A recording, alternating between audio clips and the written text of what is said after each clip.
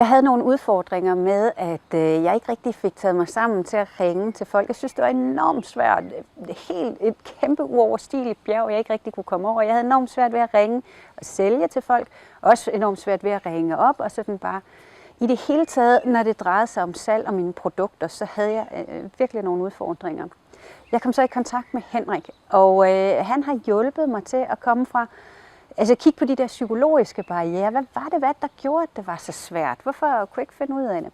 Og så komme fra det der med, at det var svært, og også give mig nogle redskaber til, hvordan det kan blive lettere, hvordan jeg gerne vil have det, arbejde mig derover. Så vi har dels set på den der psykologiske del, men samtidig så har Henrik også givet mig nogle konkrete værktøjer til, hvad er det så, man rent faktisk skal høre efter en telefonsamtale, hvordan skal den opbygges, hvad er det, man skal tænke over.